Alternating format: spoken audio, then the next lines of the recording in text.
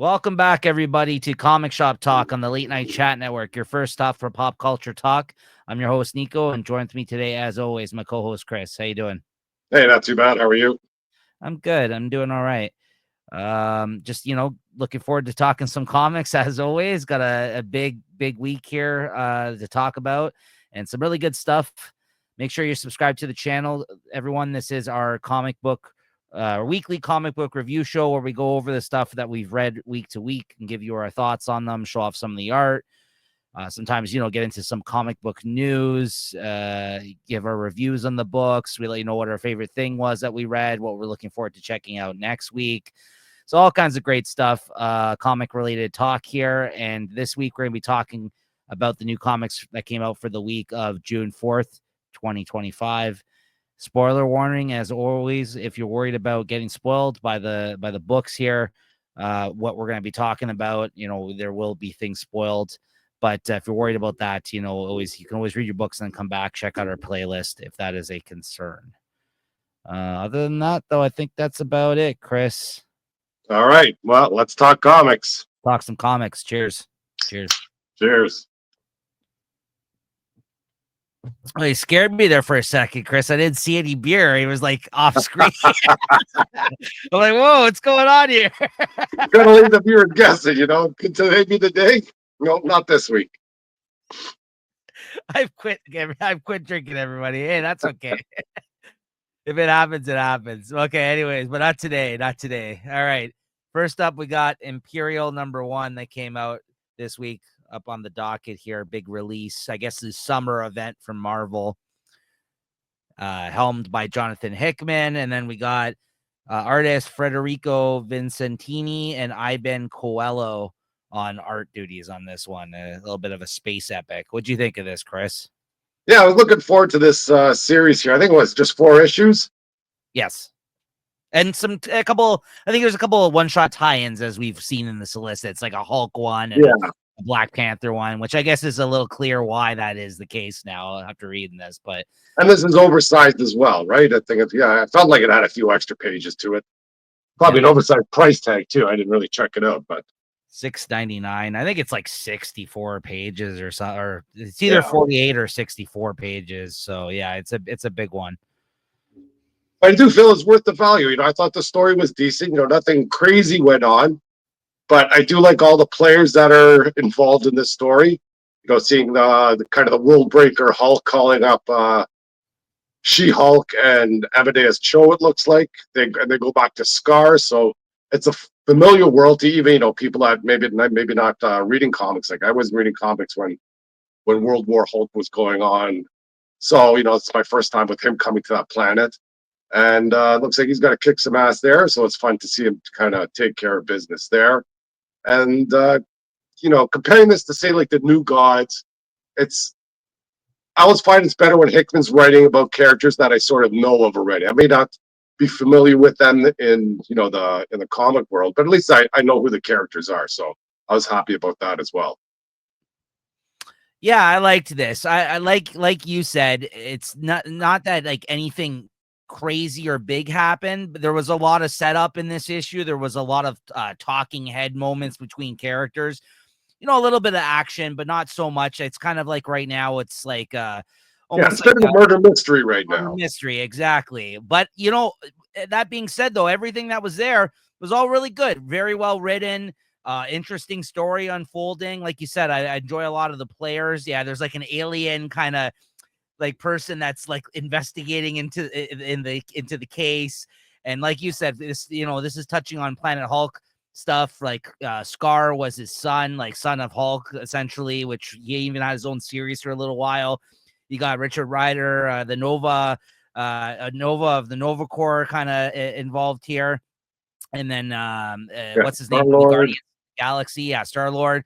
So yeah, it's Marvel Cosmic. I'm a big fan of Marvel Cosmic, and it's a murder mystery, like you said. Yeah, I think that's all you really need to know jumping into this one, and I think this issue gives you everything you need to know about what's going on and with these characters. Yeah, like some prior knowledge maybe of who these people are maybe helps, but not to the point where you can enjoy this. Yeah, I thought this was really good, and and really smart of them to do an oversized issue, because if they stretch this out over, I don't know how many issues over the summer, this would have been kind of annoying, honestly, because of all the Yeah, I'd rather have 4 issues double sized for sure. Absolutely. Yeah. Just would have been slow. And people, I think, would be like, what kind of event is this? Right. Because there wouldn't be a lot of action, but yeah, really well written. And I think Hickman, once again, just another really good entry into the work that he's been doing for Marvel lately. So yeah, no complaints here. What'd you think of the art? Yeah, I thought the art was great. I liked it. Yeah. It was good too. I liked it. Yeah, the two different artists working together, I think, really worked well here. And yeah, no complaints. I like this one, and I look forward to. I actually, I'll see. I might pick up those one shots now. Actually, so the whole thing, I guess since we're not really talking about what happened in the story, though, when he, his dad, Star-Lord's dad there, he basically is like in charge of the JSON. He's in charge of the council, I guess, of like the federal. Yeah, it sounds like somebody's killing some of the leaders while as they're trying to, I don't know, get some sort of galactic union going or something. Yeah, so there's definitely some space politics type stuff going on. And he holds like a press conference, like them all getting together, all the heads of the different planets. Yeah. Basically are speaking to one another, and then there's an assassination attempt. It looks like he gets killed in this issue, and it turns out the person that shot him is none other than the only people that were not represented at this council meeting, which was somebody from Wakanda. And Wakanda, if you haven't been following Black Panther in the comics as of recently, they actually are in space currently. Like they have like they have like some sort of galactic presence. So yeah, exactly. So like, they have always been, in terms of like, we govern ourselves type of people, right? So, the fact that they didn't show up to the meeting, I was like, yeah, okay, yeah, whatever. That seems like Wakanda. But then, it cuts to a scene, you see like a sniper, essentially like a Wakandan sniper that looks like the Black Panther or whatever, that's like in the crowd or up on the top of this little place that they're all like, together. Yeah. He ends up taking him out. So yeah, that's, the plot thickens. And of course, people were pointing fingers. Was it the Skrulls? Was it the Kree? Like, you know what I mean? Like, who's responsible here? And meanwhile, you got the Wakandans in the mix now. And then obviously the Black Panther in the mix as a result. So interesting stuff. Wakandans. I don't believe it. That's a swerve. It's got to be a swerve. Yeah. Yeah, I know. It seems too easy that we just be like, oh, okay, this is clear. Right. So I guess we'll find out what that is. But, don't forget the Skrulls can shapeshift, right? There's that part of it, too. So, maybe what we saw wasn't what was really the case. Maybe it's like a rogue Skrull or something, right? I don't know. But that's why I like Marvel Cosmic, right? I like a lot of these characters and these alien races you don't really see all too often, right? So it's good stuff. Did he? I think his father did get shot, though, right? It was somebody else that definitely got shot, but did he also get killed in this? I think his father got shot at the end, and that's where Star-Lord kind of have to pick up that ring to, to lead the people now, or to choose to be the voice of this galactic council or something. Right. Okay. Yeah, so good stuff. What would you give this one? I'll give it a 4. No problem. Yeah, exactly. 4 out of 5. Yeah, I think that's a real solid score for this. And it was a good start to this summer event. And it actually seems it's a good summer event so far, this opening issue, because it's not like doesn't seem like it's going to be your usual, superheroes against superhero type event that they usually have, where it's just like, this is going to be a punch 'em up type of event. I mean, I'm sure there's going to be some action along the way, but the fact that there's mystery and intrigue and all this kind of stuff, yeah, it's really good so far. I'm enjoying it. So 4 out of 5 as well. Next up, we got Ultimate Spider-Man Incursion #1, which is the first issue of a mini series, I guess, happening with Miles Morales coming over to the Ultimate Universe. What do you think of this, Chris?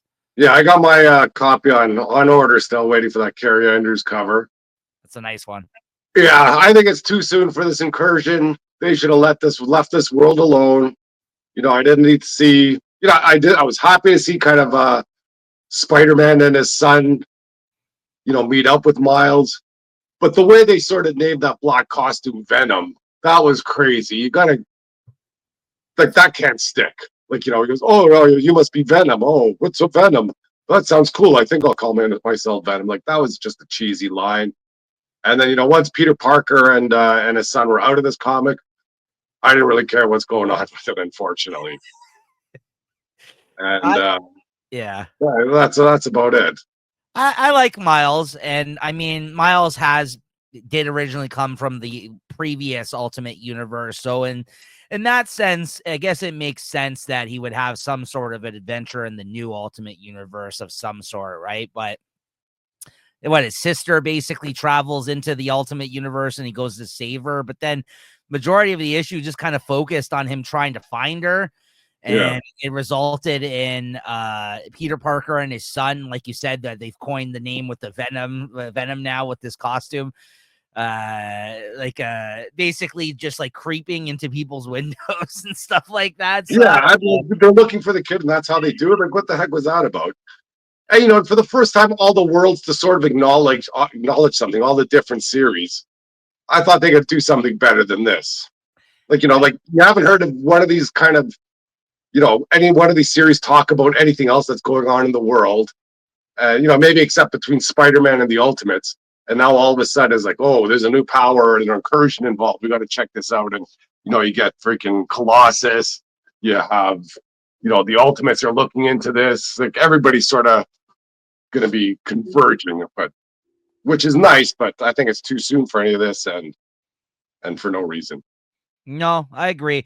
The thing that actually kind of bugged me is the appearance of the Spot in this, who I actually really like this Spot. But if you guys watch the animated Miles Morales into the Spider-Verse animated film in the second one, he's in that movie. So the fact that he also showed up in this, I felt like that was them trying to make this seem like, hey, there's Miles Morales. You remember this guy from his animated film, which has nothing to do with this new Ultimate Universe comics. And so, to your point, I was really worried while reading this, between that and the Venom thing and some other stuff that they did in this, like how much of this is going to bleed into Hickman's Spider-Man, and if that's going to ruin that series as a result.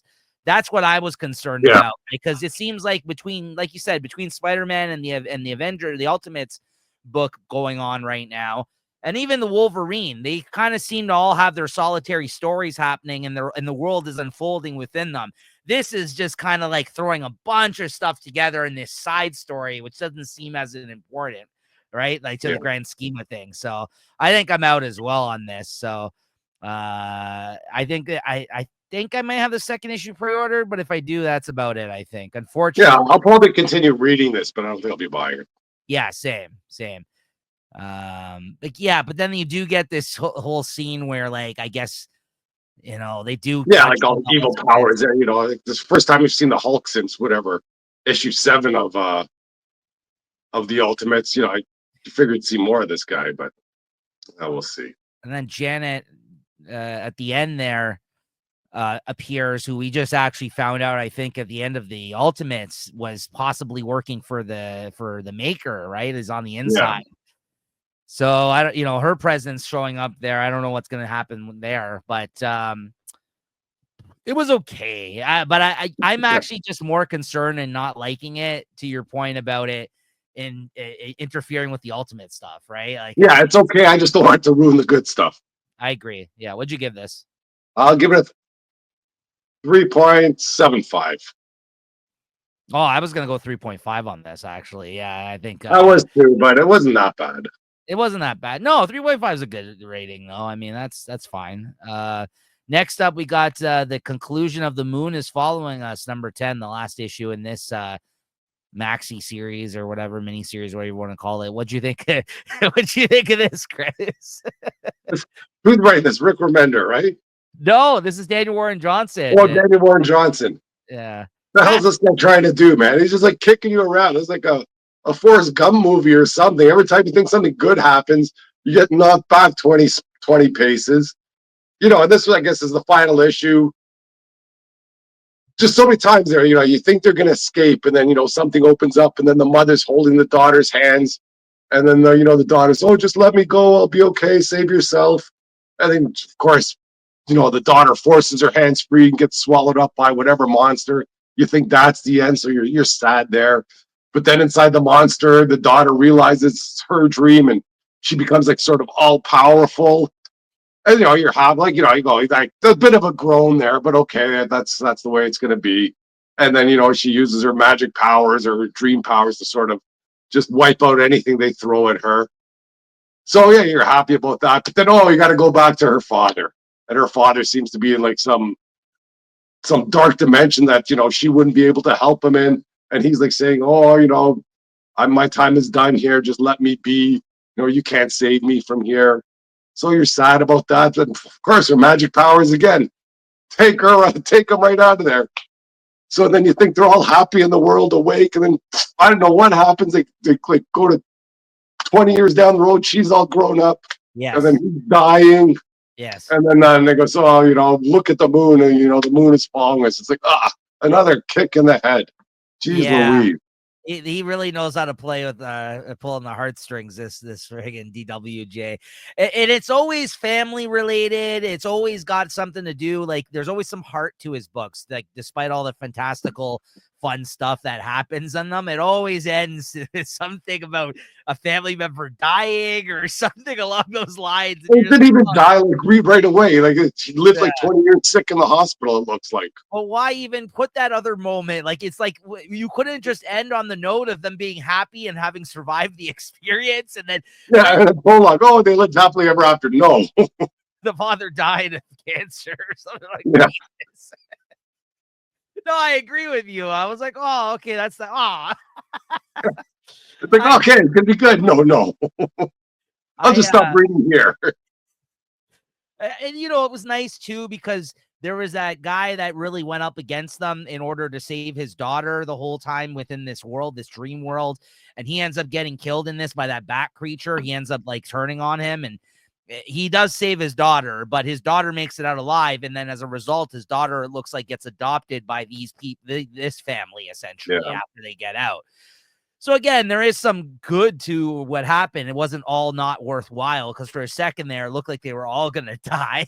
And even the girl was at one point was like, "You go on ahead, mommy. I'm staying." I thought she was dead there. It's like, come on. I'm like, grab your daughter right now, and then you got the sad sack father who's like got like trauma from his life that's like basically a failure. He feels like as a husband and as a father. It's really brutal. Like it is. It's well done though. I will say he does make you care. Like I cared at the end. I was like, well, that was brutal. It's not like it was hokey where I'm just like, like you said, you may have had some eye rolling moments, but no, by the end of it, I was like, oh, come on.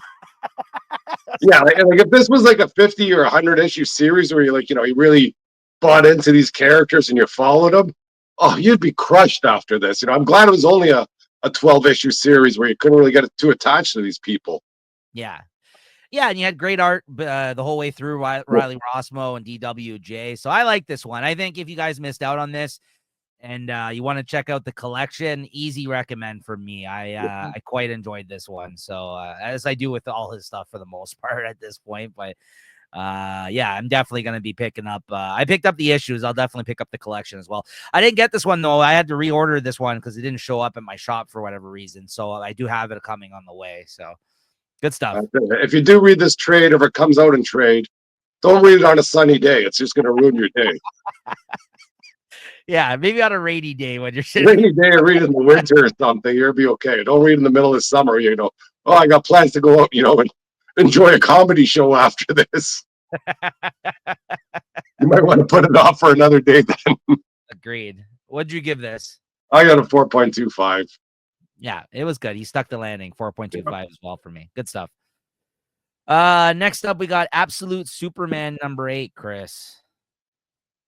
I've just been reading this once again online. I bought the first few issues. I think I stuck around for the wrong arc or something because this starts picking up again. Thank you. There's nothing about his past. The last story was decent with the Brainiac stuff, and here, I thought, okay, he's gonna go back to Smallville and relive some childhood trauma or something. Nothing like that. You have basically Lois Lane and Jimmy Olsen are sort of fighting over him. And, he's just kind of standing back. You find out he was chased out of the city, but you don't wonder why he's there. And now you find out the Peacemaker has been sort of upgraded by Brainiac, and they shoot him with like a kryptonite bullet. Ah, so much good stuff going on here. But Chris, you're forgetting the big opening here. The dude killed a child at the start of this book. Well, I missed that, did he? I gotta look at that again. Ra's al Ghul, the book opens up like a cold open of him fighting a bunch of people that are up against his Lazarus Corporation. Yeah. Okay. He's fighting all these people. And he, he's like apparently like they're describing how he's like a evil corporate. Oh, yeah. Oh, that was a kid. That was a baby that he picked up at the end and threw over the building. Yes. I thought he was just like, just beating up a random there. My bad. Oh, look at this scene. He's literally holding a child. And then all of a sudden you see it like fall. And then it just cuts to a scene of like the building. And some guy's like, oh my God. And like on the ground. Anything for those profits. That's I was Club Lazarus. I was shocked. Yeah, like it's very literal, like in terms of the sacrifice and like, the fact that he, I guess, they call him like a evil corporate overlord type of guy or whatever at the start there. Yeah. And he kind of reminds me, I mean, he's also eternal in a sense. So it kind of reminded me of, what's his name there? The other eternal guy, not Ra's al Ghul, but, Vandal Savage? Yeah, thank you. It kind of reminded me of the look of him and everything. He kind of looked more like a bull. I think there's a bit of a cross going on between these two guys here. But I agree with you 100%. I'm glad you said the same thing I was thinking. This is the last two issues have just been fantastic, and I really regret dropping it now. It took a whole friggin' arc of me saying, like, this is not that good or boring. Yeah. To get to the point now where I'm just like, okay, now it's just firing on all cylinders.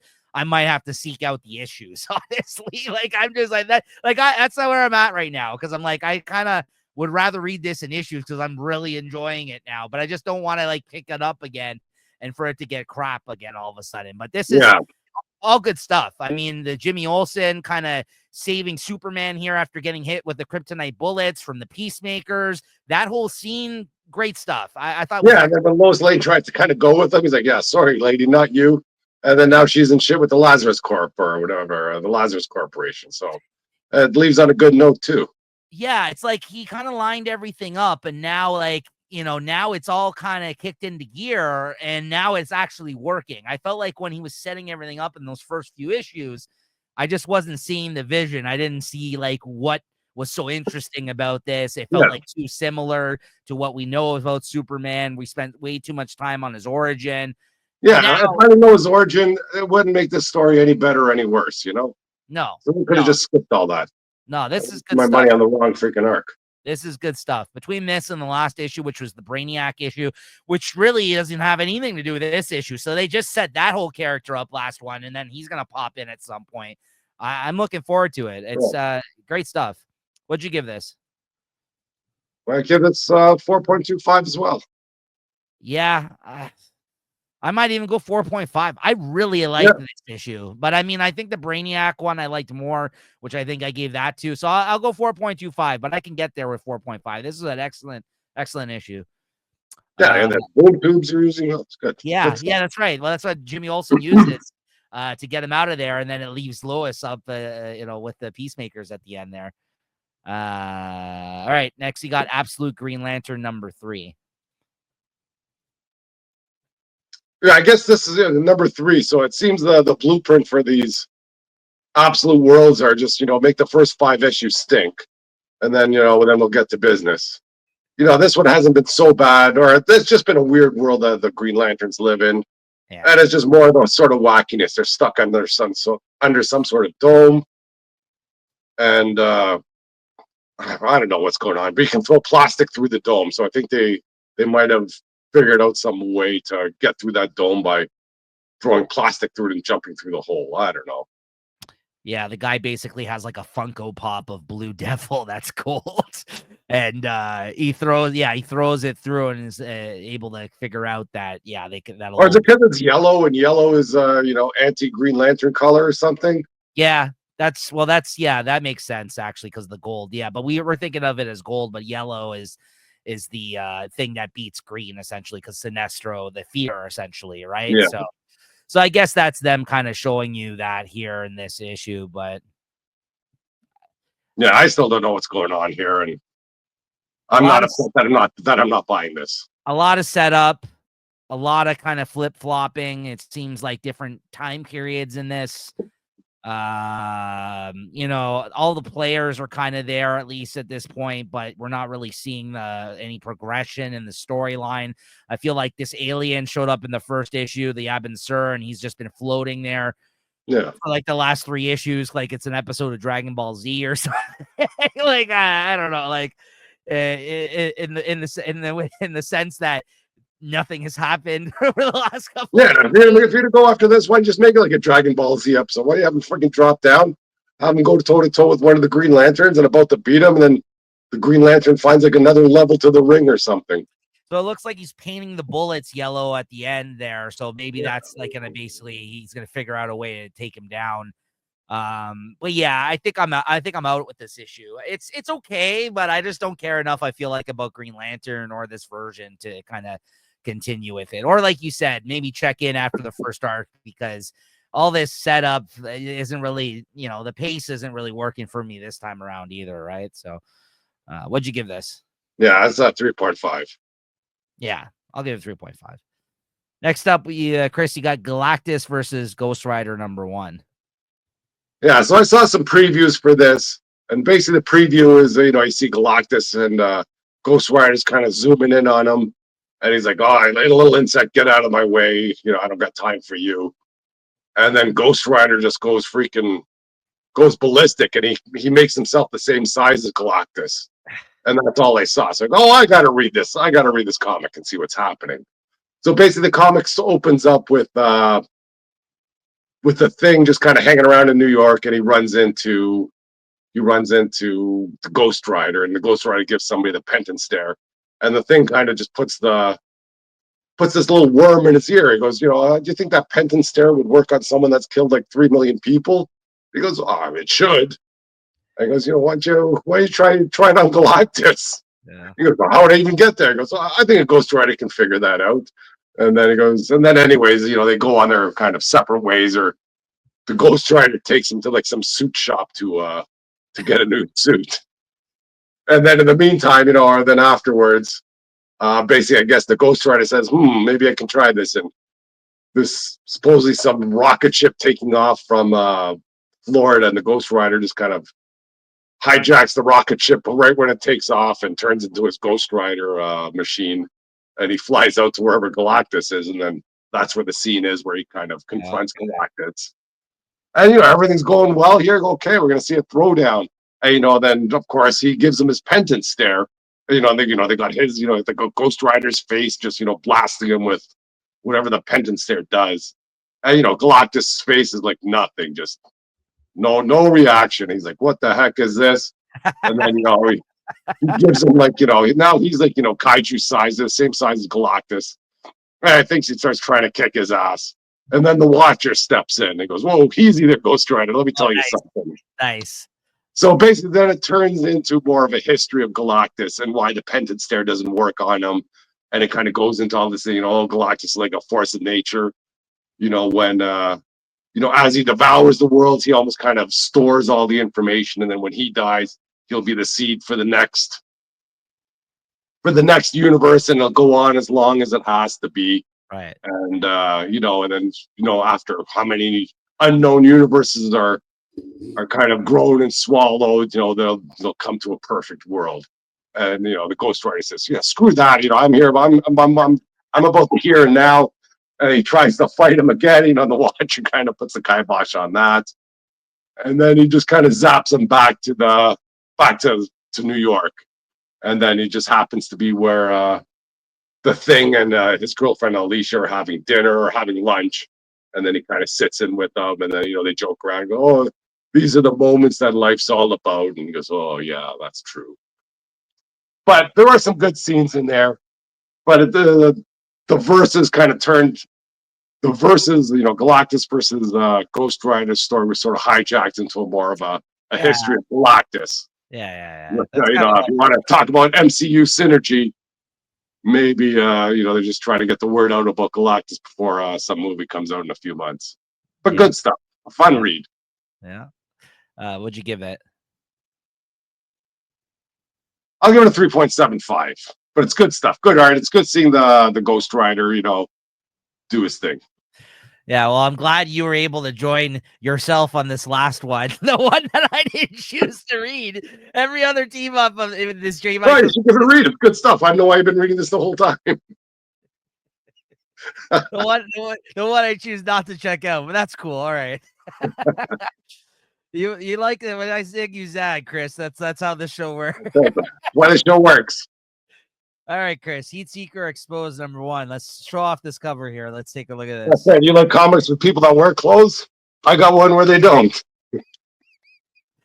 Heat Seeker, Gun Honey, or it's an Exposed, a Gun Honey series.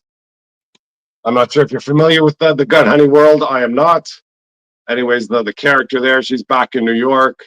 I guess she's some sort of like secret, I don't know, hitman, something like that, or hitwoman, whatever you call it. But anyway, she's done a lot of dirty work, and there's some sort of social media star that's out there, or a social media investigator that's out to uncover her, and they kind of get into a bit of a tussle about it. So she takes this girl to the beach. Yeah. And then in order to talk kind of privately, she makes her take off all her clothes so they can talk privately. And then, there's, of course, she's so worried about a microphone in an inaccessible place. So they have to go in the ocean to talk. Yeah. But of course, they're still talking, and as they're, kind of trying to come together, she's telling her, look, you can't tell my story. There's people out to kill me. There's people out to kill the people I know. I know I've done a lot of bad things to bad people. A drone attacks her or something. And then, then that's when the reporter realizes maybe she's a bit in over her head. And I think she ends up saving the reporter, but then the reporter doesn't want to be saved by her. And then, of course, they kind of go their separate ways. But unknown to our heat seeker gun honey detective is that the reporter had nipple rings that were holding cameras. So she was able to record their whole conversation. And now she's going to be putting this online, and that's where the story ends. So we'll see where it goes from there. That's pretty great, actually. It's a good, it's, what do they call it? A hard case crime story. Yeah, that's right. Yeah. And I'm all there for it. Yeah, I think you were having a hard case crime read. Yeah, I'm sure the 14-year-old boys will love this comic. But it's still okay. It's a good read. Yeah. I've read worse, and the art's decent for this stuff.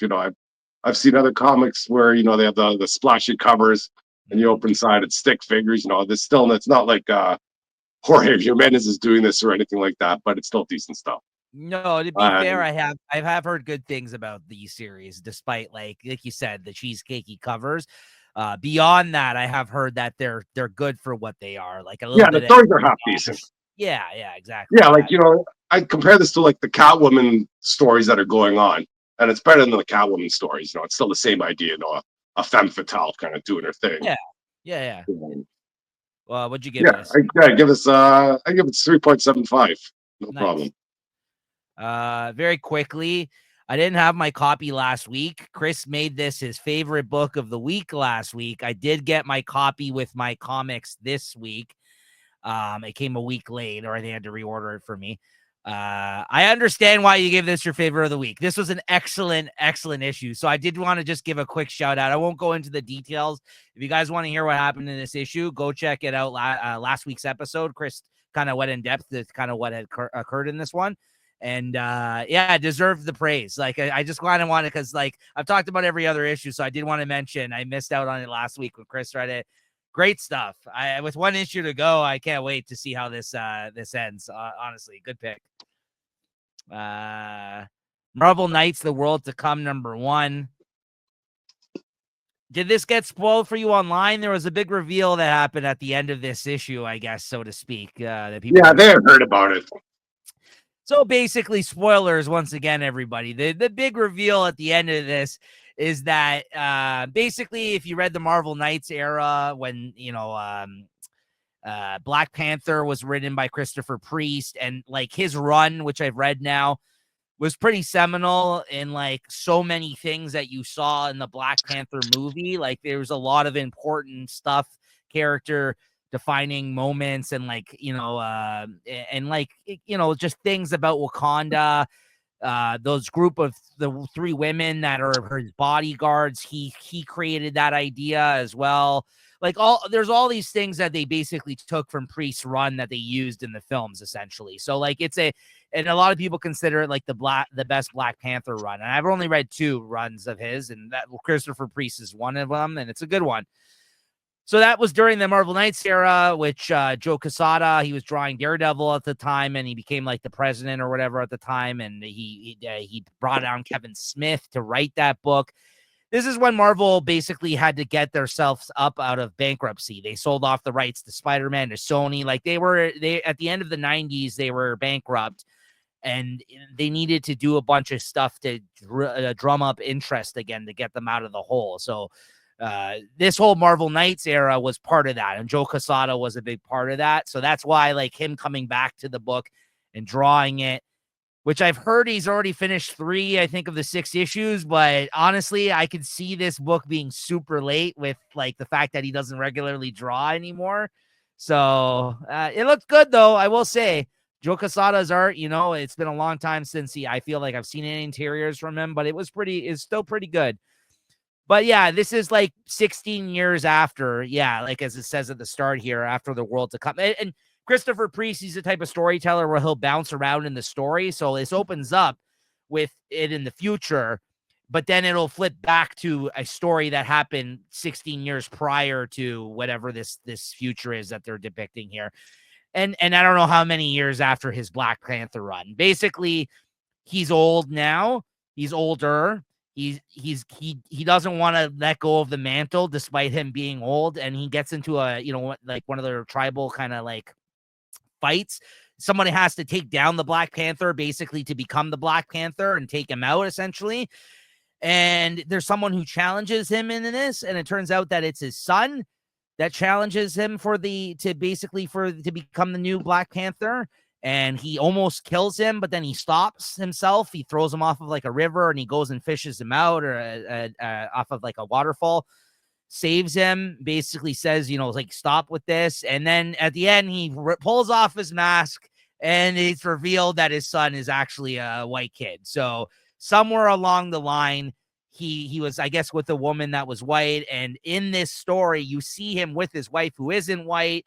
So they have to fill in the blanks now of what occurred from that period until to the period where the issue ends. So there's 3 different periods that they show in this issue. They show shortly after the Black Panther run, when he's married and everything else that we knew from that run is the case. Like he's just, king of Wakanda still. Then they show the future where he's older at the start of this issue. And then they show like what happened when he actually has a son, like later on, basically. So again, 3 different periods. Yeah, this is now 8 years before the world to come. So the way Christopher Priest does his storytelling, it does bounce around a lot. It can be sometimes confusing, I will say. But this was good. Again, just a solid introductory issue. I might stick with this. I wasn't so sure. I don't even know, like, it's not like the craziest reveal. Oh, so what? Like his kid's white, but I guess it's like not seen in a Black Panther comic, so it's kind of interesting. And we don't know who the kid who he had the kid with. That's the more interesting part. Yeah, right? he's the mother. Exactly. Yeah. So not who he had it. Yeah. Well, who? Yeah, exactly. Like whose kid is it? It may not even be his kid. It may not be somebody else's. I don't know. Right. So, I guess we'll find out. It's because they kind of talk about him being married to Storm for a small period of time in this, because that took place after Christopher Priest run on Black Panther. Another writer took over, and he married Storm during that period. So that's referenced in this. But then it references him marrying some other woman who he's with in the current day storyline when we get to it. and then you or not the current day, I guess the whatever because the current one's the future story that they're telling. But basically, yeah, the fact when we find out that he has a white kid, that's when I'm like, he's married to this other woman. So I guess we'll find out. But that's kind of the big reveal at the end of it. Art was good, story was interesting, and it's got me interested to check out the next one. I don't know if I'm going to drop it in issues or not at this point, but I'm definitely going to be reading it the whole way through. I'm invested at this point to kind of find out what the story is. So yeah, I would recommend this for anybody that was a fan of either the Black Panther films or just a fan of Christopher Priest's run. I think it's definitely worth checking out. Good stuff. Maybe I'll give it a read. There he is. Yeah. So there is a character in Black Panther's Christopher Priest run of the character that I'm guessing, this is my theory, that it is his son maybe, or he's the one that, and maybe he's just the father to him. I that's my guess. He's basically like his government handler in the run, essentially. But he's with him the whole run. He's a character, like a main character. Like it's basically like what's his name in the Marvel movies, the Shield guy, essentially. Yeah, what's his name? Colt. Yeah. The guy who had the cards. Yes. Yeah. So it's kind of like there was like a handler.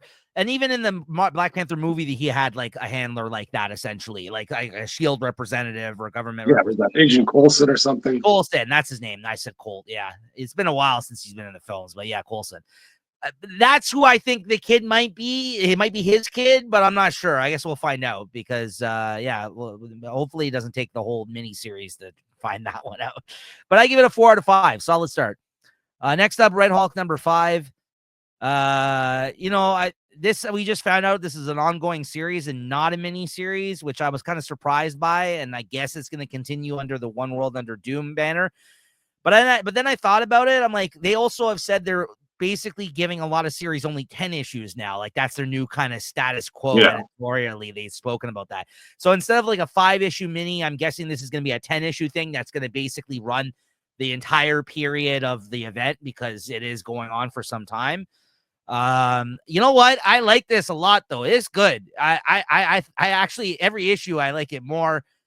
A lot of great action in it. It is a Red Hulk, so you're getting a little bit of a different type of Hulk. The fact that he's part of the army and stuff like that. He's got that whole military perspective on things, and basically in this he goes against the military in this because he feels like they flipped and they're working for Doom, and he feels this is unacceptable. He finally turned into the Red Hulk after not having the gamma radiation, like basically to turn into him the first few issues because he was prisoner in Doom's cell, his fortress there, and he's still on the run with Deathlock and Machine Man. It's a fun romp, man. It's a lot of great action, good art.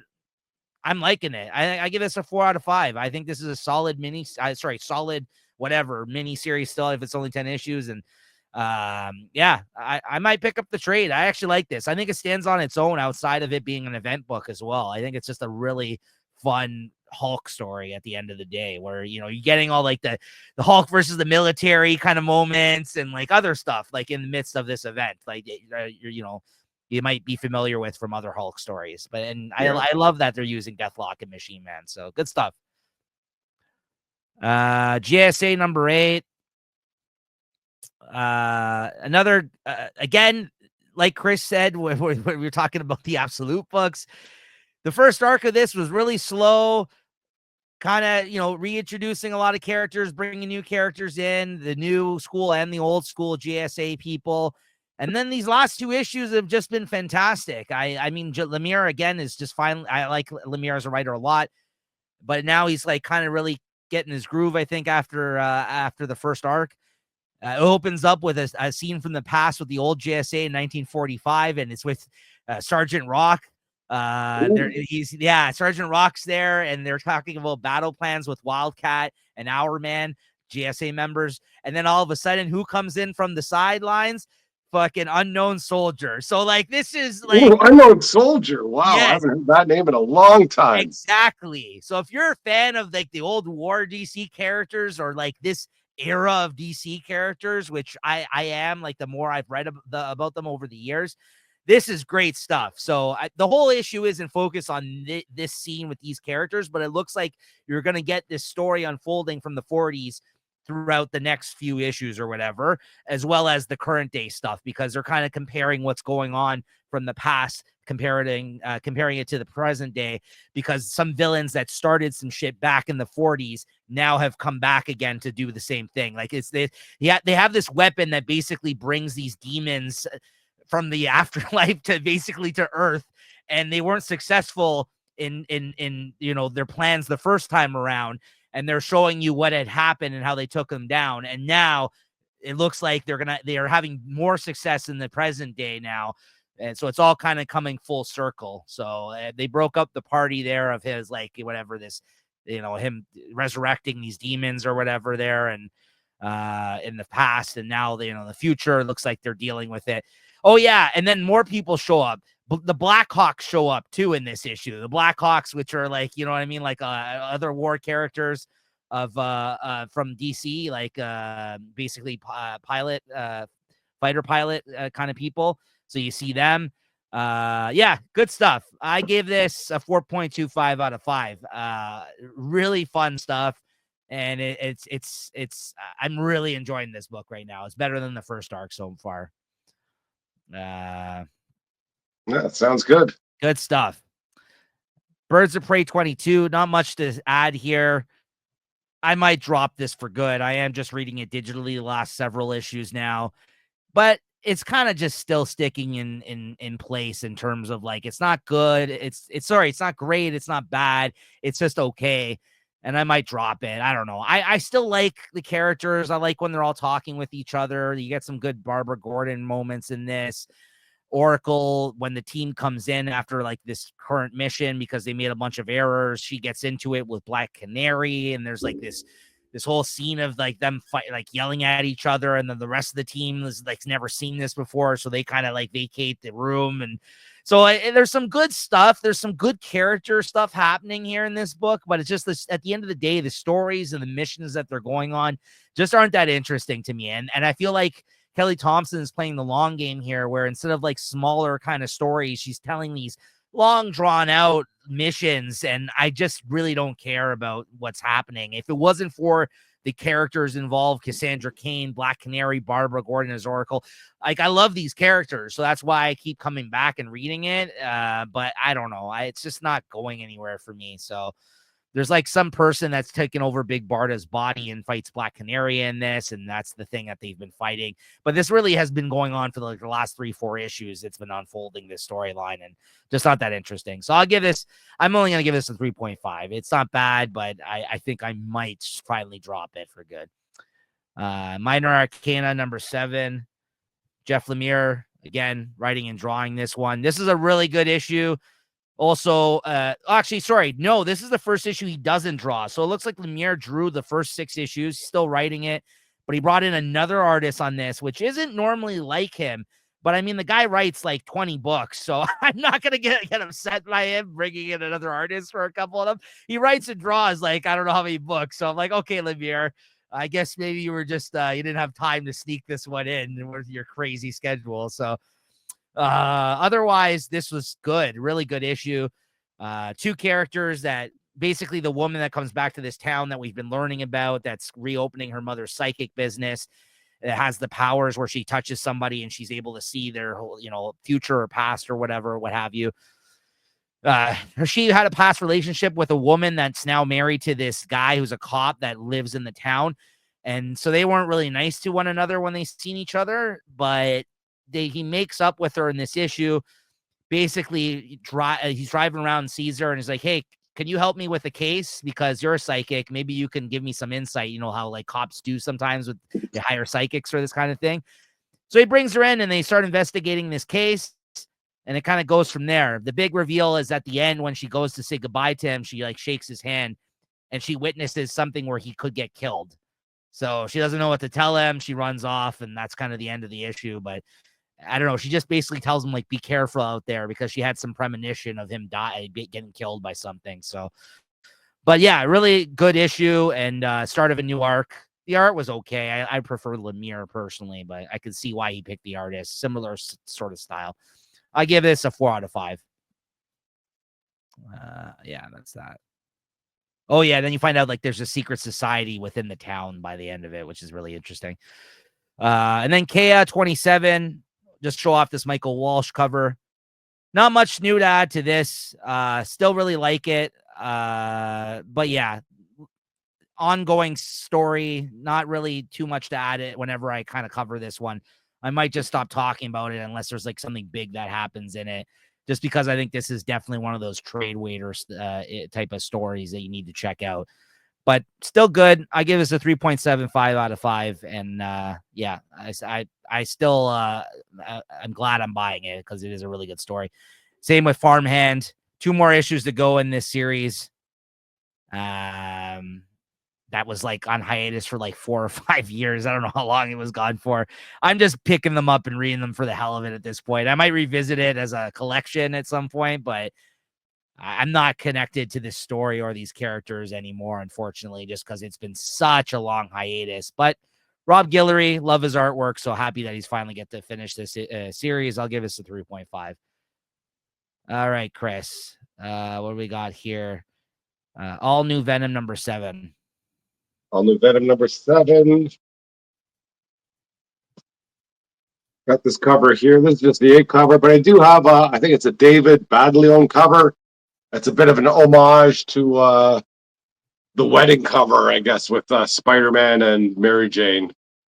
And I guess I got that on back order. But, I really enjoyed the last issue. And this one here has Flash and Mary Jane kind of coming together, and they got to talk because they got to figure out a way to fool, I guess, the Scar, which I think it's some symbiote containment and relocation program. But basically, they're planning on just trying to kill all the symbiotes. And if Flash as anti-Venom doesn't bring back Dylan Brock to the Scar place, they're just going to kill all the symbiotes. So they're coming up with some sort of plan here to kind of try and fool the Scar team into that.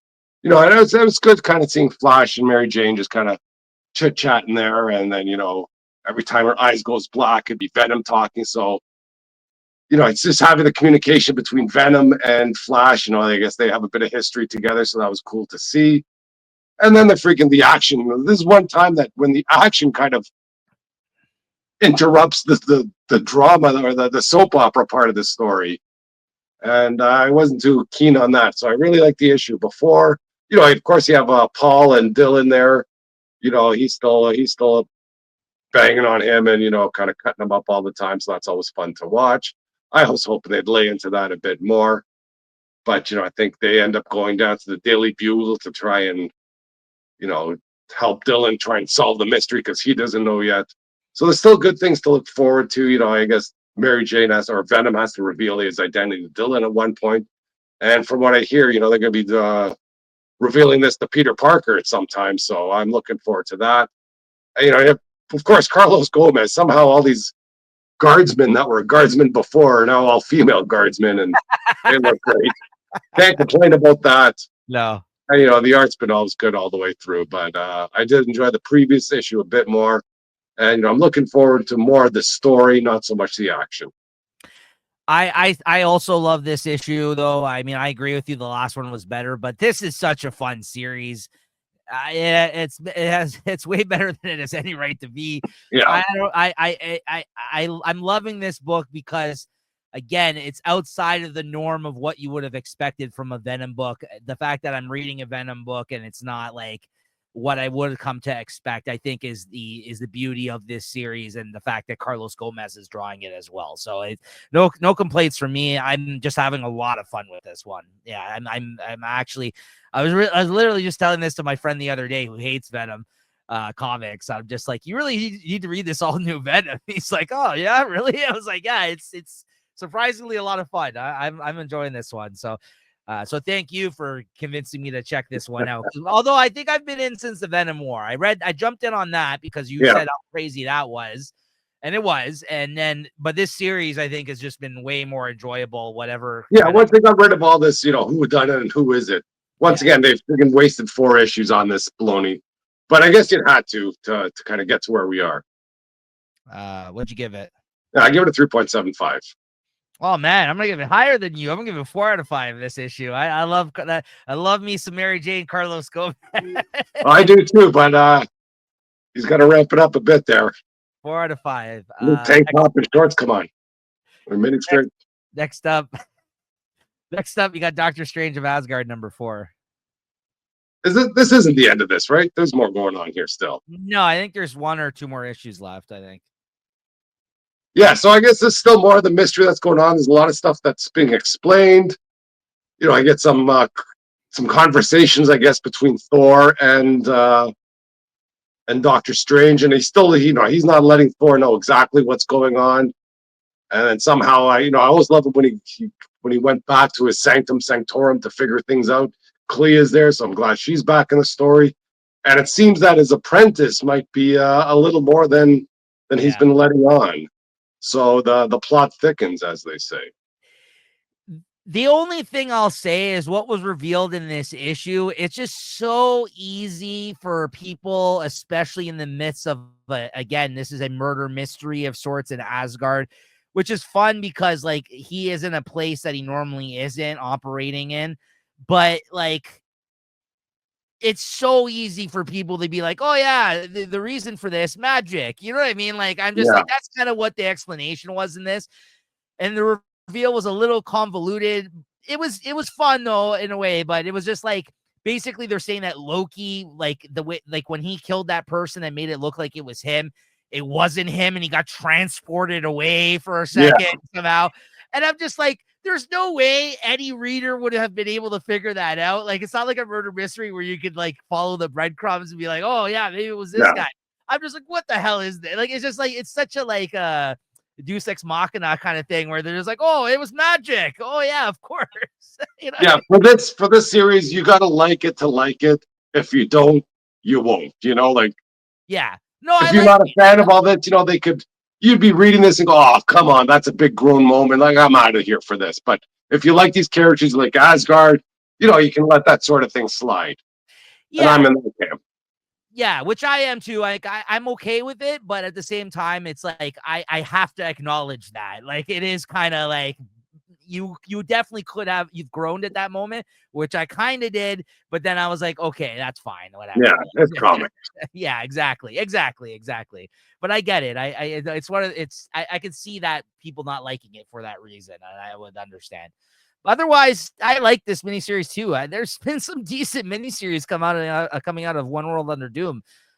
Between this, like I said, this Hulk and Thunderbolts, there's been some good ones. So I've quite liked all of those. So what'd you give this?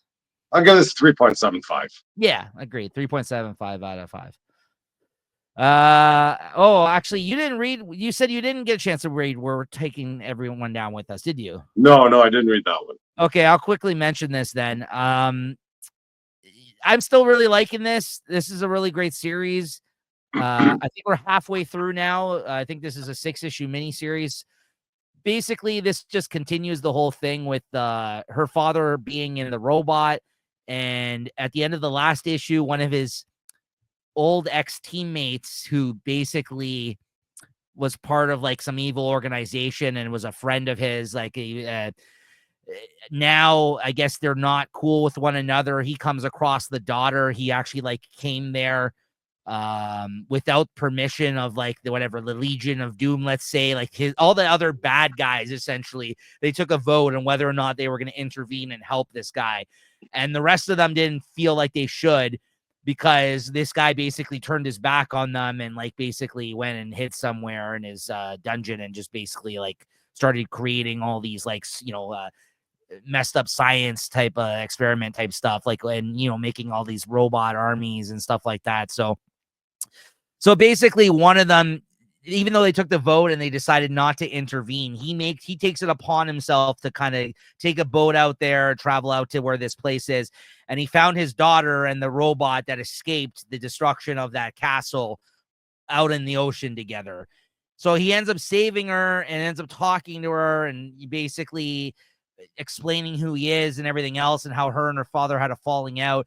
And because we know as the readers, but the girl doesn't know that her father is in the robot, he basically, he's like, tries to protect her in this moment and try to get her away from this situation. Meanwhile, she has basically ingrained in her that she's like learning all these things are coming to the surface, that she knows how to operate weaponry and do all this shit, I guess, that he kind of put in her head over the years. So she kind of defends herself and she almost kills this guy, but then the robot ends up helping out her father there, and they end up killing this dude. And I guess the rest of the council of these bad guys catch wind of this because they pop up on the monitors at one point, and he destroys the monitors so they can basically escape. So it's basically just still like a father-daughter kind of, adventure here, him trying to protect his daughter and her having to deal with all like the sins of the father, so to speak, with him being like a world-class villain, essentially.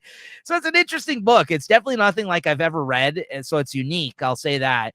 And good characterization and a good fun writing.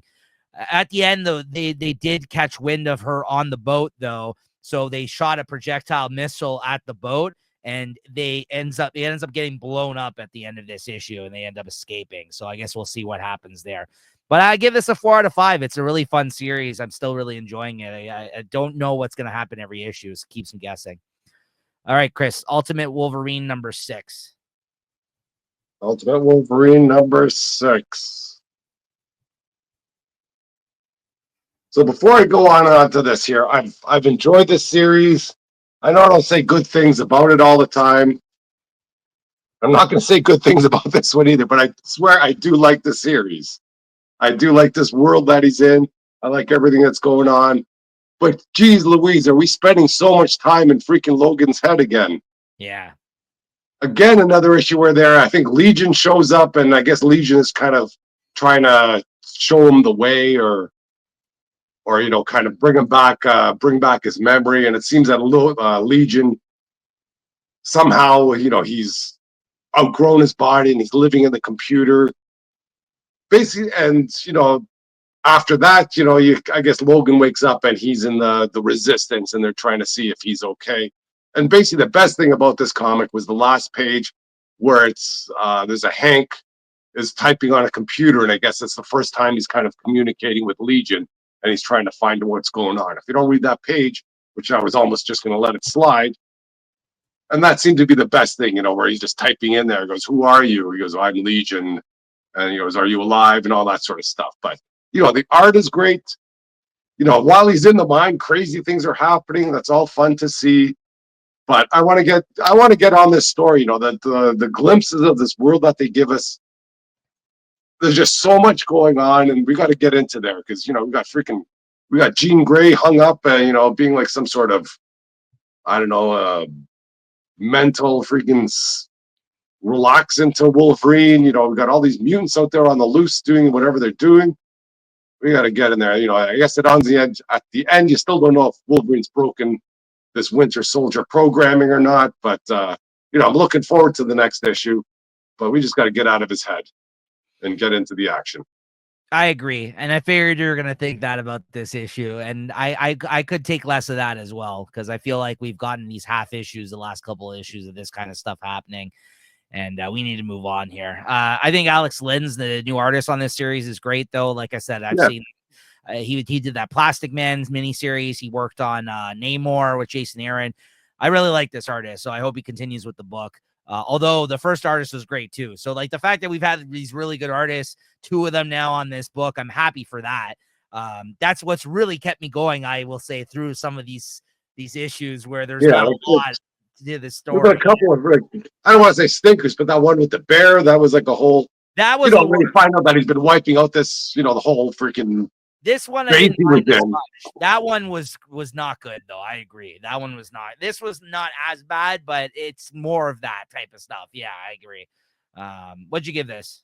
I'll give it a 3.75. Same. It's good stuff. I'm just gonna re-rail it on it though. Yeah. Next up, we got Storm number 9. Hey, here we got a bit of a Law and Order type issue. It seems there. She's in jail there, and she's talking to I know that whatever that, I don't want to call him the district attorney, that alien there that's smoking the hookah while she's answering questions. And Yeah. she seems to hold her own, like Yeah. she's got the answer for everything. And then, they try and pivot to something. Oh, what about this thing that's going outside the country? Oh, that's got nothing to do with you. Did you help Charles? Yes, I did. And blah, blah, blah. So, and this other stuff that's going on where that she's possessed by some sort of, God. I don't know, yeah, God or some sort of elder entity of the universe that's hiding inside her sanctuary there, and then are powering it. I don't know what's going on with that. But then She-Hulk shows up. I like the call there that she puts out there, so he can't come to the phone. But I think she's out. But once She-Hulk comes in, that's all you want when your lawyer shows up. I'm taking my client. I'm getting out of here. We'll talk to you when we're ready. That's right. And yeah, so it's good stuff still. Crazy stuff happens in this book, and it's like all over the place, and I love it for that reason. Yeah, and Lucas Wernick, whatever. Yeah. How can you not be on other issues? This guy's great. He's got great covers. Yeah, I agree. Same thing I said about what did I just talk about a little earlier? All New Venom. This is not what I would have expected from a Storm book, and that's what makes it so great. This is like all kinds of different types of adventures she's having. No, like every issue kind of is standalone in terms of like what's happening in it, while having a through line. Great stuff. I mean, I can't say enough good things about this. Like I said, it's probably my favorite X-Men book right now because there's not many that I enjoy out currently, but this is definitely one of them, if not the only. Yeah, like after reading this, I feel like maybe I'm missing something in the Phoenix, the Psylocke, and the Magic series. But I've read a bit of the Phoenix I read a bit of the Psylocke on Magic, and it's nothing like this. It's good stuff. What'd you give this? I'll give this a 4. Same. Yeah, good stuff. X-Men 17. I keep thinking these are the last issues I pre-ordered. I think literally the next issue's the last one. I've been over this like 3 issues ago. The covers kept it alive, and now it's just like the regular covers I'm getting. So I'm like, oh, what's going on here? What'd you give us? Give us a rating. Don't even talk about the book. Well, if I got this issue, I wouldn't be upset. It was fine. It's not bad. It's okay. It's okay. We're getting back closer to, a bad X-Men comic versus, whatever we had going on before. This 3K X-Men, I don't think they're very interesting, but at least the freaking X-Men are winning. And Cyclops is like, okay, I'm a fucking general here. I just killed your guy. What are you guys gonna do? I got some good stuff going on with Magneto, taking care of that Sentinel and fighting off whatever that stupid monster is. That's a 13-year-old kid or something. Yeah, actually, the more I talk about it, yeah, it does suck. But it doesn't suck as bad as it was. Yes, but it's not great still. No. But the art, at least I think this is back to yeah. So you can't complain about that.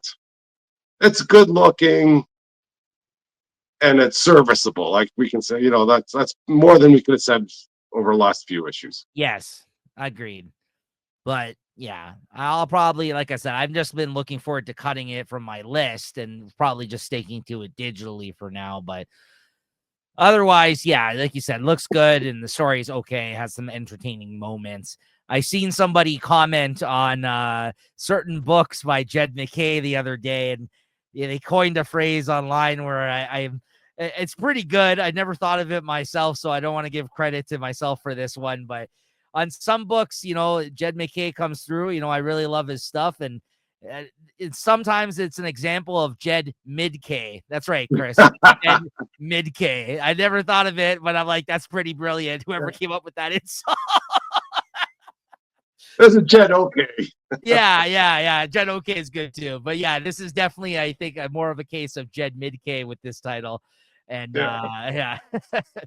But listen, you can't win them all, right? I mean, he does a lot of good stuff. So it's flying too close to the sun. They gave him too much power. They should just let him stick around with Black Cat and just make that character great. Team books are hard, especially the X-Men. Especially the X-Men. Because he's doing the Avengers. When do they have somebody doing the Avengers and the X-Men at the same time? Come on, give this guy a break. Yeah. No, it's true. It's 2 team books, for fuck's sake. What'd you give this? Yeah, 3.5. Yeah, I'll give it that. And lastly, Amazing Spider-Man number 5. Okay, so I got the spoiler, the Mark Bagley spoiler cover.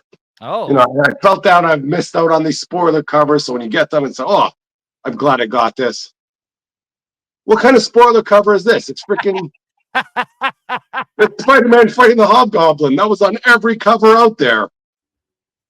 yeah, it's literally on this cover too. Yeah, that's a good cover. I'd rather get the A cover. Go, oh, a spoiler cover that's unrevealed. Oh, that's terrible. I'll see what's going on with that. It's not even. Well, it's an okay cover, but it's not great. No. That's a better cover. Yeah. Come on. And you know, whatever. It's the end of an arc. You know, enjoy this Marco Cicchetto art. It's Nope. he's flexing his muscles here. Pepe's this. Or Pepe Larraz, sorry. Yeah, Pepe Larraz is flexing some muscle here, so that's great to see. The story, you know, like once again, it's serviceable, maybe a little bit more than serviceable. All the story, I suppose, comes together, and it sounds like the next arc might be a better story with with a different artist that I'm not too fond of, unless he puts it in. Like, you know, I've been bagging on John Romita Jr., but I've been looking back, you know, that stuff he's done with the Punisher is great. I've seen some like covers that I've really liked, and I find out that it's him doing it. Well, Like, I don't know what the heck he was doing in the last one with Spider-Man. Here's the thing. I think it doesn't help that they got this guy working on these double shipping books. Like, Yeah, if he has a bit of time, like, you know, I he think can do good stuff. yeah, he's capable of it. Absolutely. But that's the thing. I can never defend him fully because there is a whole bunch of his stuff I don't like. But every now and then, and even more so, I would say years ago, because, you know, don't forget, he's getting older now. Like, you know, he's a good artist. I like certain periods of Romita, absolutely. Despite what Eric what what's his name says, Rob Liefeld said. We're going to talk about that after this. We're done. I'm going to talk about this guy. We'll talk about it after. Yeah, we'll talk about some comic book news. Yeah, I just had to throw that in there, but yeah, but you know, he can do a good issue still, honestly, the Romita. Like, but we'll see. Well, how would you think the way the story ended, though? Did you like the wrap up of this particular arc, or what? I didn't like the story to begin with. You know, it wrapped up fine. I'm sure there's, you know, hopefully, you know, there's some hints of this story will show up later on. And yeah, we'll see what's going on. But some of that art though is fucking just crazy. I love seeing him do that Hobgoblin. There's some crazy stuff. You know, I've never seen Hobgoblin look like that before. Yeah. Isn't there one thing where he's got these giant wings on or something? Yeah, this one here, great double page spread. This one with the webs. Yeah. Then, this opening here was really good too. Yeah, right there. Yeah, he looks awesome. I agree. I mean, and Hobgoblin's like low key, like one of my favorite like villains of Spider-Man, even though he's but he doesn't seem so villainous here. He's trying to poison like freaking energy drinks. I just always preferred the look of this character to Green Goblin. I know that's a hot take because Green Goblin's like the classic villain of Spider-Man, essentially. Him and Doc Ock, probably most people would side with. But like, I like Hobgoblin. I always liked the look of him when I was younger. I was like, oh, you know, just because I think he just got short shrift because of the fact that he's another Goblin type of character, right? They're like, oh, well, we have Green Goblin. Why do we need Hobgoblin? Yeah, we have the Hobgoblin because Green Goblin wasn't bad enough. We got someone bigger, badder, and freaking orange. Right. Which you know, I liked how they brought him in, Norman, in this, and he said when he helped him at the end here, he's on the phone with them, and he's like, yeah, well, you know, I'm pretty much responsible for the fact there's a Hobgoblin, so I'm glad to have helped, right?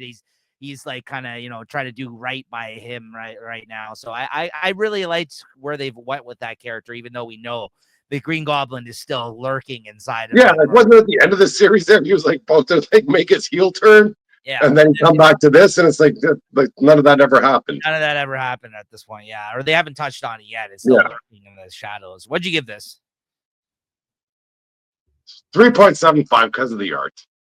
Yeah, I'll give it 3.75 out of 5 too. But I'm looking forward to the next arc. We'll see where it goes. Yeah. All right. So if you wanted to touch on that, some comic book news here in the news, go right ahead. Well, you know, I think you sent me a few clips of. It seems like a Rob Liefeld hater on Instagram that just puts together some clips where you see Rob Liefeld just going right off the rails. Yes. But whatever he's saying, I'm ready to listen to it. Like, he's speaking passionately. Like, I think he's just speaking the truth. First of all, which I don't think you'll hear from any artist out there or any creator. And so after seeing this, that I followed him again, I guess his actual Instagram page, and he does have a YouTube podcast that he's just started out within the last month. So I've been listening to a lot of that. And once again, he'll give his topics in the beginning of his podcast, and they'll spend half an hour freaking off topic of talking about like freaking movie theaters or something, or how he went to the whatever the grocery store to buy comics when he was a little kid. But whatever he's saying, it's just great stuff. And when he does kind of get into stuff from the '90s, like, he's not holding back. He's naming names. He's talking about people. He talks about Image. I think just recently he left Image, and how they're trying to screw him over and everything. I kind of listen to it when I go to sleep, so I don't know what happens at the end of it, but it's good stuff. It's great stuff. I follow like 3 podcasts, or I listen to 3 podcasts kind of regularly. I have the Comic Pals. They love everything. I listen to Thinking Critical. They hate everything. And now I got Rob Liefeld. And at least when I can listen to him, I don't have to worry about, spoiling anything that I'm reading at the time. And I think I'd listen to anything he's got to say, because I think he's just speaking the truth. Like, his podcast is just him at home, doing basically what we're doing here. He's got no lighting. He's got no team around him. He goes, I think he complains about that now that he's doing podcasts and he has to take a shower, because when he was doing it on like Spotify, where it was just his voice, he just kind of wake up whenever he wanted to, or whenever he had something on his mind, and he just talk about it there. So it sounds like he's been doing this for a few years already. I think he's a huge fucking whiner and out of control. But but that being said, he is like persona non grata in the industry in terms of all the bridges that he burnt. So like, you're right. He owes nothing to nobody. He will openly just speak about whomever. And I will say, like, when I did come across that thing, I'm not a big fan of him myself, but I will say there is some entertaining stuff to be had there in that sense. So I don't blame you for listening and doing all that other shit. I mean, I wasn't a fan of him, but I am now. I'm not really a fan of him still, but I do find at least the hater account, the way that the stuff that he chose to put up there, I'm like, this is crazy stuff that this guy's saying. But that hater account can't even be a hater, because it puts up just great stuff. He's making fun of what's Hickman? What's he calling him or something? I tried to meet all those blocky characters, the way he draws a Capullo, and my boy Hickman, or whatever he's like Hickey, or whatever he said, Hickman. Excuse me. Right? He's talking shit about Jonathan Hickman. He's calling him like Hickey or something like that. I forgot what he was saying, but he's just ripping him a new fucking asshole, because like he's like so popular right now, and Bob Liefeld is hated. So he's just like it's very great. He talks about Todd McFarlane, like how he could go, all right, we gotta get Todd to start drawing again. He's got to stop writing this. Can't get the talking to like Brent Booth is Jim Lee with no soul or something. It's literally him. Like, it sounds like just doing like 3 lines, turning on a camera, like just shot out of a cannon with his opinions. That's basically what it is. He just but that's just the highlights there. When you listen to his whole podcast, it's great stuff. And I believe it's someone speaking, right from the heart, without worrying about I can't say anything bad about Marvel, or I can't say anything bad about DC. When he goes over the '90s stuff, it's just it'll give you really sort of a inside track to what goes on. What he's talking about, even like how much money he makes, or all that sort of stuff. It's great stuff. The only thing I will say, and the reason I called him whiner, is that at the end of the day, when someone has that many issues with people, sometimes you're the problem. That's all I'm gonna say about that. Sometimes those podcasts, I think the freaking business is the problem. He's the only sane guy in a crazy world around him. Opinion, that could be the truth too. Who knows, right? But so his old podcast used to be called Robservations, I think, right? Yeah, that's the same thing. I think that is called on YouTube. Okay. So now he's doing like Whatnot streams, though. That's what I saw those clips from, right? Like some of the Oh, ones that he was putting, I guess he's doing streams on Whatnot, which is like where they sell stuff and things as yeah. well. So, but yeah, I think that's where that person put some of those clips together, though. Some funny stuff, though. I will say that there's a lot to enjoy there for sure. So that is the name of the podcast he still does, though, right? Observations. I said I listened to some stuff from Chuck Dixon too, and he seems to. He's not quite as animated, but he talks about a lot of stuff as well. Yeah, who had him on? Mark Miller had him on his podcast, Rob. That's where he started, I think, saying a lot of these things. Well, that's why I thought it was funny that that he's freaking railing on John Romita Jr. and then he's talking with Mark Miller or Mark Millar. They have a tight yeah. Well, that's relationship, I'd imagine. That's why the account was like, Mark, what the fuck? Why did you say something to this guy? Because Rob, if you ever have, I've watched a few Rob Liefeld interviews. When he's on a podcast, they bring him on and then he just takes over the whole fucking show. Like he'll just rant because they'll ask him like one question, Chris, and then he'll just talk for 2 hours about like just bouncing around. That's why you got to listen to his podcast on his own. It's just him there. Unfiltered. Nobody's pushing buttons or trying to get him to say to be funny. You just, it's not quite as animated, but he does speak a lot of truth, it seems. Nice. Or give at least, like I say, the kind of a hint of what the inside. It reminds you of those shoot wrestlers from a few years back when you're kind of, like I think Honky Tonk Man would be talking about stuff. And, he was out of the business. He didn't worry about kind of, they got nothing. Like, I think that Sid Vicious there, like they weren't worried about trying to get back to the WWE, and they just speak freely on what they did. And, if I probably got paid like $100 for that too or something. But it's good stuff. Anyways, let's get back to business here. I was going to say, maybe I'll chop up this clip and I'll send it to him. You'll find yourself as a guest on his show, Chris. Maybe he'll be a guest on our show. Yeah. How are you today? Oh, let me tell you, when I was a kid, I'd be stealing comics from the... You and him will rail on John Romita Jr. for an hour. Oh, yeah, these wacky characters. What the fuck? What else? Come on. Back when I liked the X-Men, I was all about John Byrne. Yeah. What is this shit? Good stuff. All right, Chris, what are you looking forward to checking out next week other than Rob Liefeld's podcast?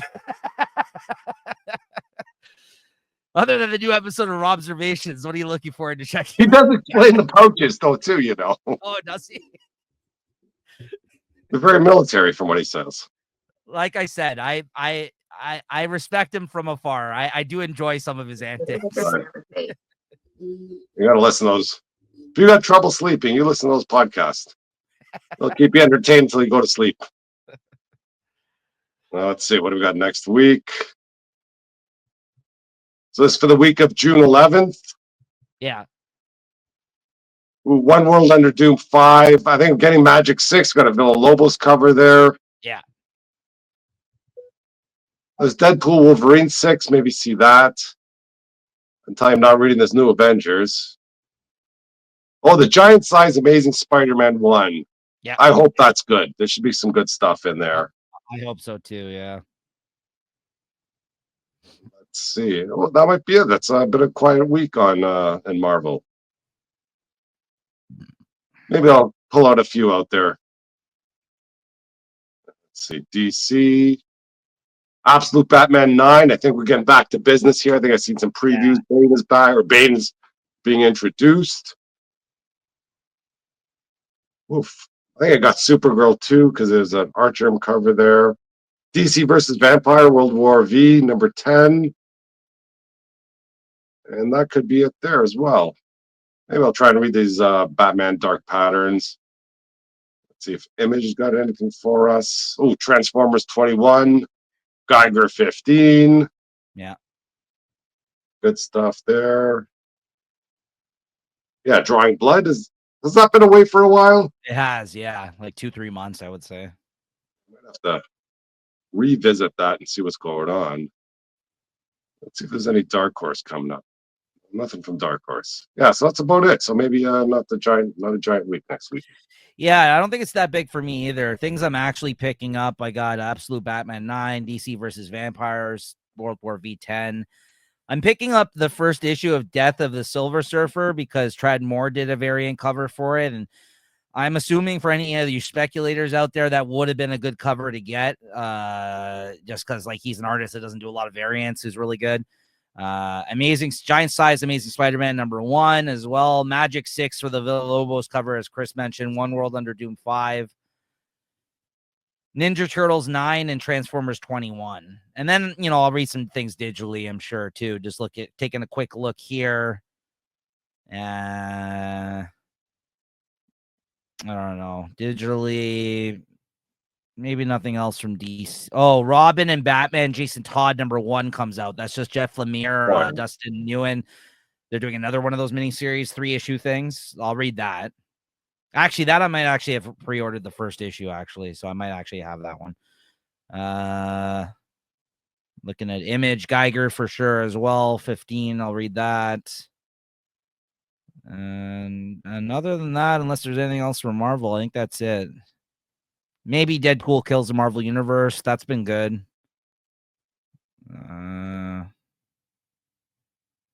Yeah, I think that's it, though. Not too much else that's catching my eye here. This new Avengers, I think this is the Thunderbolts book, so I might check that out. I thought it was like the Young Avengers or something like that. No, I think that's the because the Thunderbolts movie even technically was new event. I think that I'll read if that's what that is. Yeah. Oh yeah, and then there's Runaways mini series, One World Under Doom as well. So yeah, a bit still for me, but not too much, too much compared to this week. All right, Chris, your favorite book of the week. I did like that Moon is Following Us, but I can't give it to that. I think I'm gonna kick it off with Hickey. I'm gonna give it to Imperial. I thought it was a good read. It's a long comic, but I did like everything that's going on in there. I liked seeing the Nova guy and She-Hulk and Hulk back on Scar. Good stuff. Yeah, that was in the running for me. Moon is Following Us finale as well, but I agree with you. I wouldn't have given it to that. But Imperial was definitely probably a close second. Actually, even the JSA issue, as I mentioned, that was a lot of fun. Yeah, that sounded good. But you know what? I got to give it to one I didn't also pick up this week that I might have to go out and pick up the issues now. Is Absolute Superman #8. I'm really enjoying what's going on in that book now.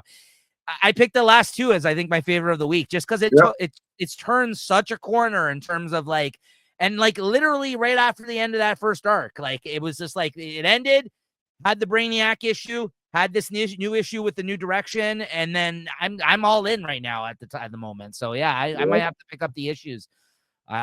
Look at which ones I don't have and maybe grab them because I'm very excited to see where that goes now.